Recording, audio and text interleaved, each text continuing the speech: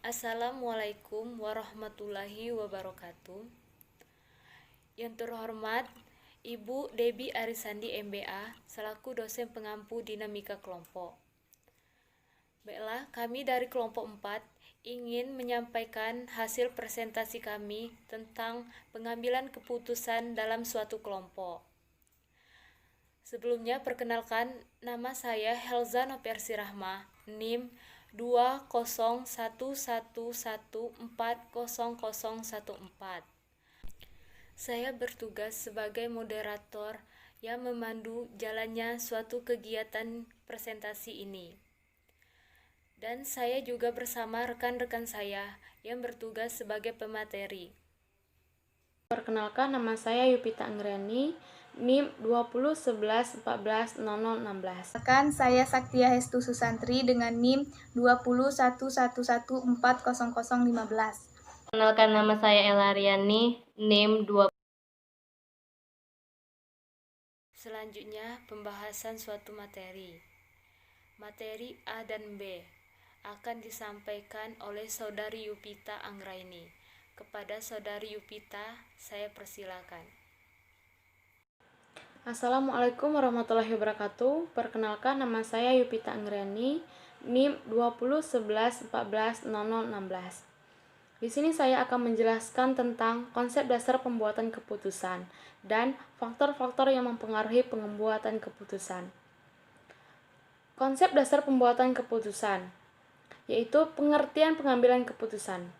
Yang pertama, pengambilan keputusan adalah suatu hasil keluaran dari proses mental atau kognitif yang membawa pemilihan jalur tindakan antara beberapa pilihan yang tersedia. Yang kedua, pengambilan keputusan dalam kelompok adalah pengambilan keputusan oleh kelompok terkait isu yang dianggap penting dalam kelompok. Ketiga, kerangka dasar proses pengambilan keputusan. Kerangka dasar proses pengambilan keputusan ada 3, yaitu pemahaman, perencanaan, dan pemilihan. Faktor-faktor yang mempengaruhi pengambilan keputusan. Faktor-faktor yang mempengaruhi pengambilan keputusan ada 3, yaitu faktor internal, eksternal, dan faktor lain. Faktor internal, organisasi seperti ketersediaan dana, SDM, kelengkapan, peralatan, teknologi, dan sebagainya. Kedua, faktor eksternal organisasi seperti keadaan sosial politik, ekonomi, hukum, dan sebagainya. Yang ketiga yaitu faktor lain yang mempengaruhi dalam pengambilan keputusan, yaitu ada 4. Yang pertama, adanya pengaruh tekanan dari luar. Yang kedua, adanya pengaruh kebiasaan lama atau sifat-sifat pribadi. Yang ketiga, pengaruh dari kelompok lain. Yang keempat, faktor pengalaman. Baik, itu saja penjelasan dari saya. Wassalamualaikum warahmatullahi wabarakatuh. Baiklah, terima kasih kepada Saudari Yupita atas penyampaian materinya. Selanjutnya, materi C akan disampaikan oleh Saudari Saktia Hestu Susantri. Kepada Saudari Saktia, saya persilakan. Assalamualaikum warahmatullahi wabarakatuh. Perkenalkan, saya Saktia Hestu Susantri dengan NIM 20111400015. Di sini saya akan menjelaskan tentang dasar, fungsi, dan tujuan pengambilan keputusan. Baiklah, dasar-dasar pengambilan keputusan. Menurut George R. Terry disebutkan dasar-dasar dari pengambilan keputusan yang berlaku sebagai berikut. 1. Intuisi. Pengambilan keputusan yang berdasarkan atas intuisi atau perasaan memiliki sifat subjektif, sehingga mudah terkena pengaruh. 2. Fakta. Pengambilan keputusan berdasarkan fakta dapat memberikan keputusan yang sehat, solid, dan baik. Dengan fakta, maka tingkat kepercayaan terhadap pengambilan keputusan dapat lebih tinggi, sehingga orang dapat menerima keputusan dengan rela dan lapang dada. 3. Wewenang. Pengambilan keputusan berdasarkan wewenang biasanya dilakukan oleh pimpinan terhadap bawahannya atau orang yang lebih tinggi kedudukannya kepada orang yang lebih rendah kedudukannya. Selanjutnya, fungsi dari pengambilan keputusan. Pengambilan keputusan sebagai suatu kelanjutan dari cara pemecahan masalah memiliki fungsi antara lain. sebagai pangkal permulaan dari semua aktivitas manusia yang sadar dan terarah, baik secara individual maupun secara kelompok, baik secara institusional maupun secara organisasional.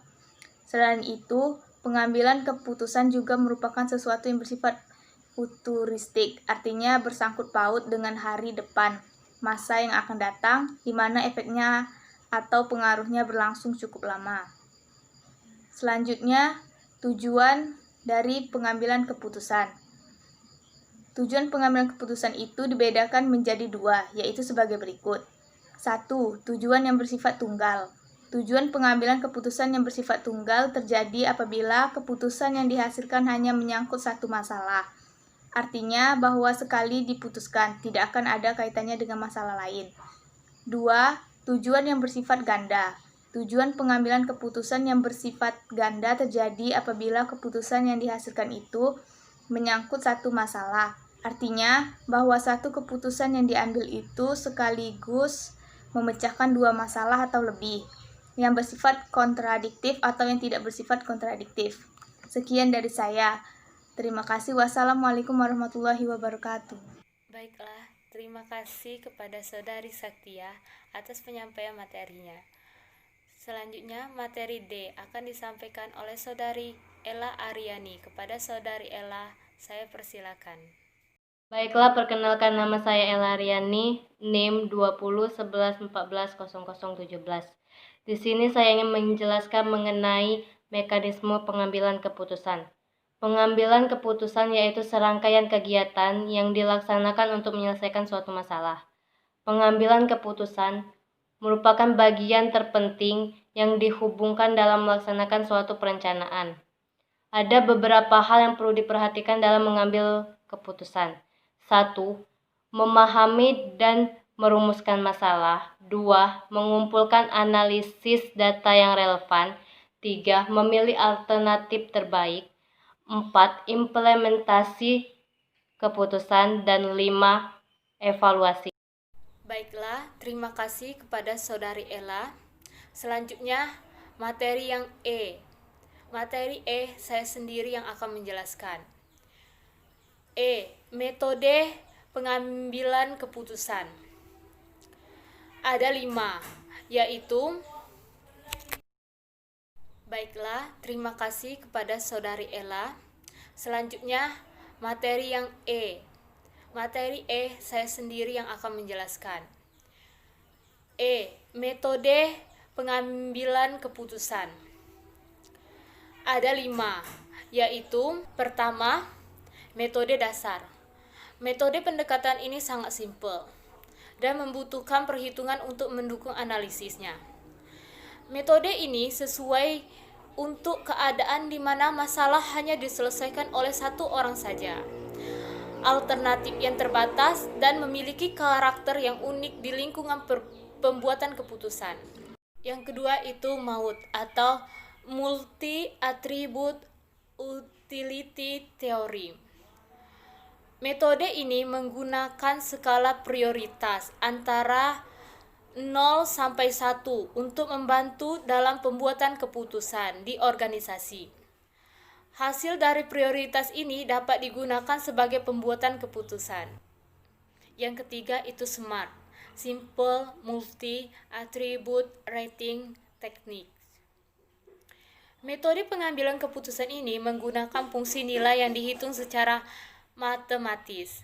Adanya skala penilaian yang telah diketahui oleh banyak orang. Keempat, Basic Multi Criteria Decision Analysis atau MCDA.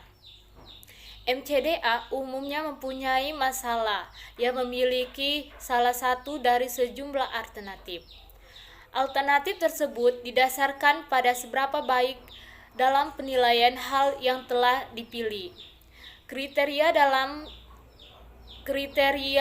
dan nilai atau skor yang dibuat oleh si pembuat keputusan. Yang kelima, NGT atau Nominal Group Techniques. NGT adalah suatu metode untuk mencapai konsensus dalam suatu kelompok dalam membuat suatu keputusan. Teknik ini mengumpulkan ide-ide tiap peserta atau anggota organisasi, kemudian memberikan voting atau ranking terhadap ide-ide yang telah mereka pilih. Baiklah, selanjutnya saya akan menyimpulkan pembahasan materi dari kelompok kami tentang pengambilan keputusan dalam suatu kelompok.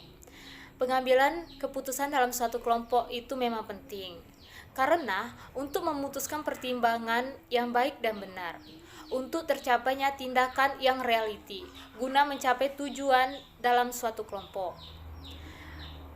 Baiklah, itu saja pembahasan dari kelompok kami. Apabila ada kesalahan kata, saya mohon maaf. Kepada Allah saya mohon ampun. Wabillahi taufiq wal hidayah. Wassalamualaikum warahmatullahi wabarakatuh.